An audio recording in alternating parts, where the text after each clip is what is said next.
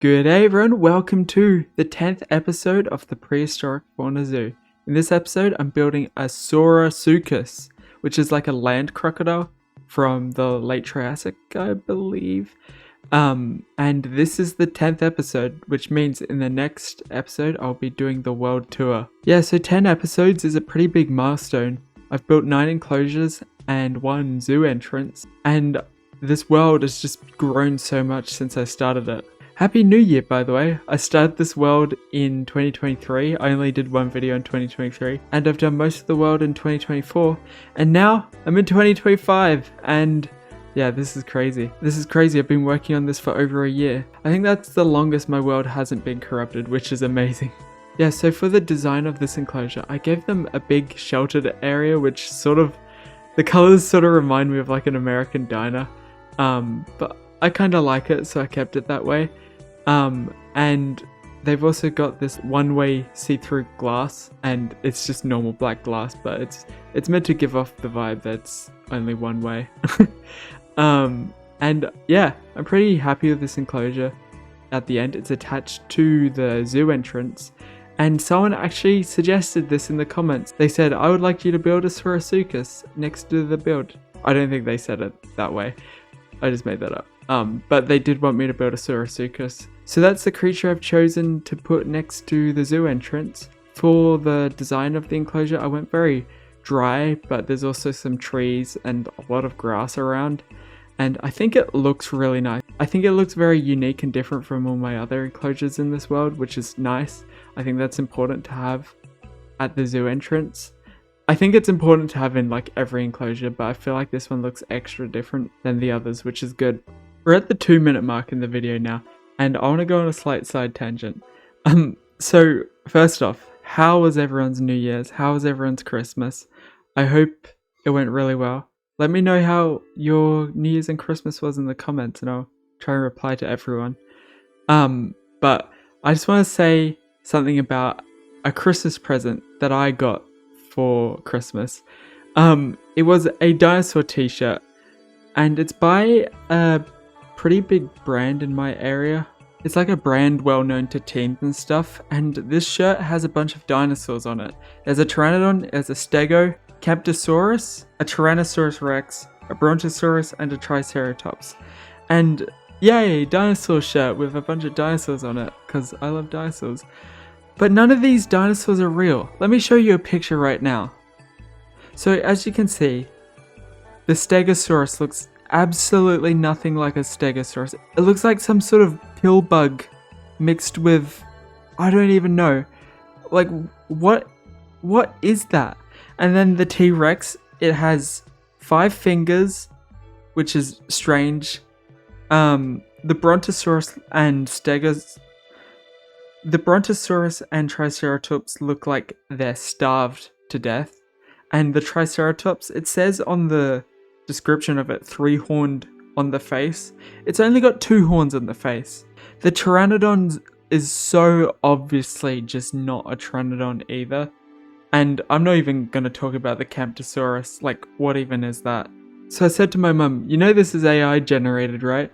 And she's like, no. And my sister was also like, no, because my sister shops there.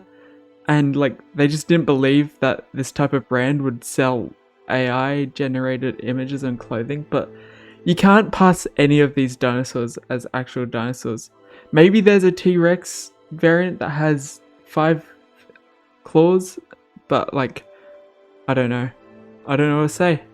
Kind of a strange shirt, but I like it. And I know I just went on a hate ramble, but I still like it. I'm still going to wear it to bed. I don't think I'm going to wear it in public, but I think it's a funny gift and I don't mind it.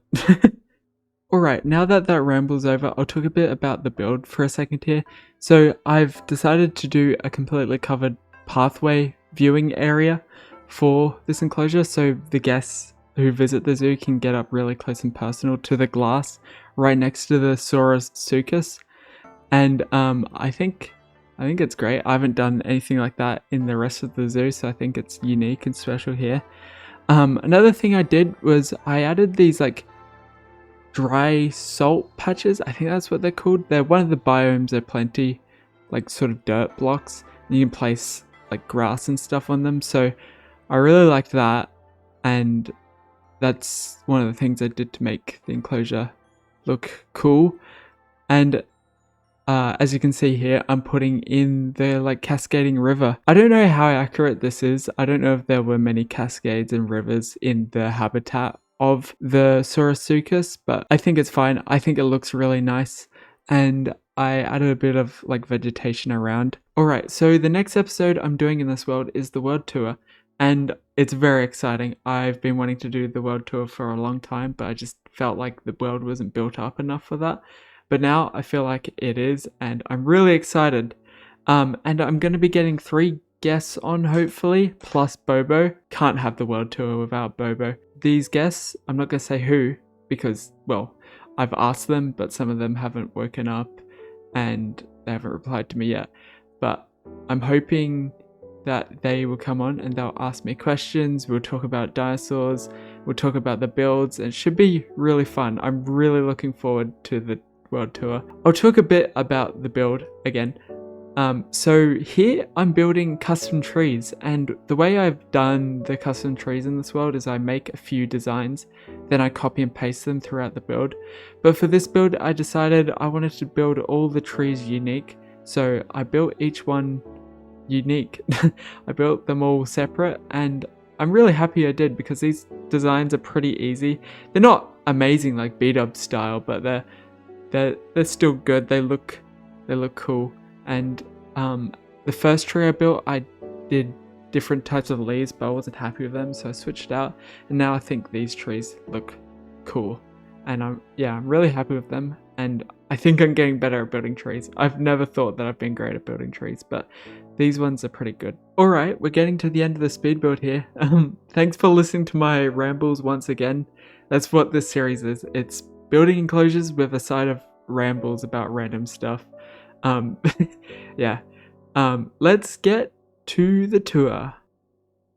Alright, welcome to the Saurosuchus Enclosure tour. You can see them sort of behind me, that's cool. Unfortunately, Bobo wasn't able to make it to this one today, because he was a bit naughty. I went to the zoo office over there, and I went to his office, and I found the piss drawer. He was pissing in a drawer, so as punishment I'm making him live with the Avaceratops, and he has to mouth feed them as well, for like a week. I'm giving him a week in there, and he can only eat their poop and drink the water from their poop as well. That's his punishment for pissing in the drawer. I pay for these drawers, I can't have him doing that. But anyway, here's the Saurosuchus enclosure. I think it looks really cool. I love this walkway here. It's so cool and so cozy. It does drop off into a void at the end though. I need to continue it a bit more, but there's this, it's supposed to be a one-way glass where you can see into the sleeping area, but none of them like to sleep in there. They've all gone outside and slept outside. Look at this guy. He's just having a little sleep. He's so chill. Alright, I'm gonna fly around.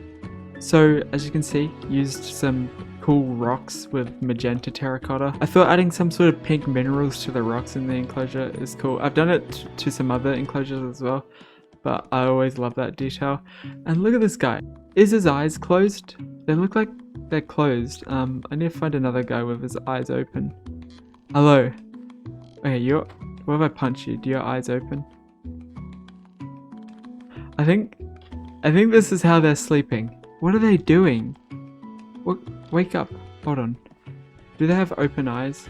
They do. This guy's got his eyes open, and these guys have their eyes closed. It's so strange. But yeah, I'm really happy with this enclosure. It's very grassy, as you can see. There's lots of grass and a few ferns around the place. If I had changed anything, I probably would have put this mound on the other side, because it sort of blocks the view a bit from here. You can't really see into the pond over here, but it's not that bad. I also added some bridges for them to get across the water, because this river takes up like the whole enclosure pretty much, so it's good for them to have some little access ways.